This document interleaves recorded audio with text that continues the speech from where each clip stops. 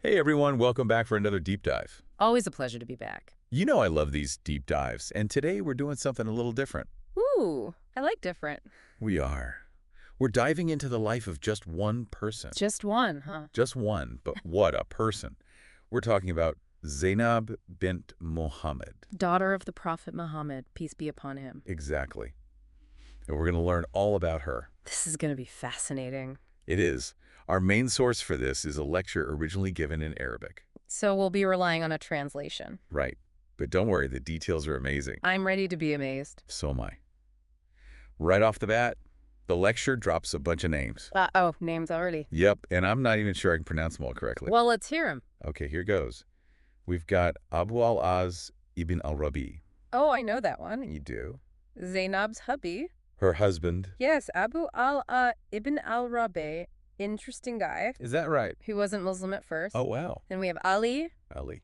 and Abbas. They were Zaynab's uncles. Uncles, okay. Both super important in early Islam. Right.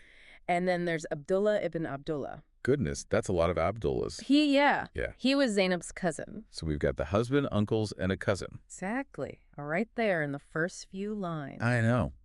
It really hits you how connected everyone was. Tight-knit community. For sure. And speaking of connections, the lecture keeps mentioning the city. That's got to be Medina. It is.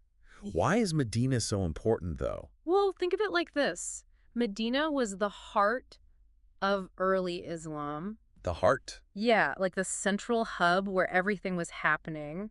The community was growing there, and they were really starting to thrive. So Zaynab, being connected to Medina, Means she was right in the thick of things. right in the center of it all. Absolutely. It's incredible to think about. I know. It brings the story to life, doesn't it? It really does. There's another detail that jumped out at me. What's that? The lecturer keeps saying, may God be pleased with her. Yes, when referring to Zaynab. Yeah, it feels super intentional. Like it must mean something. Oh, it definitely does. What's the significance? Okay, so in Islamic tradition, may God be pleased with her. Yeah, It's not just a casual thing you throw around. I didn't think so. It shows deep respect. Oh, I see. And you usually say it for people who were like the best of the best The best. in terms of their faith and their contributions to Islam. So it's a big deal. It is. So the fact that they're saying it about Zaynab, Means she was a pretty remarkable woman. it tells us she was highly regarded. Right from the start. Yeah, it's like they're setting the stage. Giving us a clue about her character. Exactly. They want us to understand who we're dealing with here. This is where things get really interesting. Oh. Lay it on me. The lecture mentions the prisoners and the dawn prayer. The prisoners and the dawn prayer. I know, right? It's intriguing. It definitely sets off some alarm bells. It does, doesn't it? Yeah, makes you wonder what happened. Well, historical accounts describe a conflict where Zaynab's husband, Abu al-As. yeah, he was captured and held prisoner. Oh, wow. Talk about a stressful situation. Can you imagine? Your husband taken prisoner? It's heartbreaking, really. It must have been a terrifying time for Zaynab. Absolutely. She must have been beside herself with worry. And here's where the story takes an incredible turn. Okay, I'm on the edge of my seat. Zaynab, she sent a necklace as ransom for her husband. A necklace. Yeah, like a precious family heirloom, maybe. Wow. And when the Prophet Muhammad saw this necklace, He must have recognized it instantly. you can just imagine the emotion. The weight of that The moment. Prophet was deeply moved. Of course, it was his daughter's husband. Exactly. And the story goes, he pleaded for the release of the prisoners.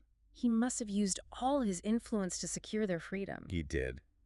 And thankfully, they were released. What a relief that must have been for everyone involved. I know. And it's believed they were reunited in Medina. Maybe even around the time of the dawn prayer, like the lecture suggests. It's a truly powerful story of resilience, faith, and love. It really speaks to the strength of family bonds, even in the face of adversity. I think what I love most is that it gives us a glimpse. A peek behind the curtain of history. Exactly. Into the lives of women during that time. It's easy to forget that they had their own stories, their own struggles. We often focus on the big players, the rulers, the warriors. But their lives were just as important, just as fascinating. And there's so much more to uncover about Zaynab. Tell me more. She was known for being intelligent, having a strong character. A force to be reckoned with. Absolutely. She's even described as a skilled weaver. Wow. So she had practical skills, too. It really challenges our perceptions, right? It does. It reminds us that historical figures were multifaceted. Not just one-dimensional characters. Exactly. This deep dive really humanizes Zaynab for me.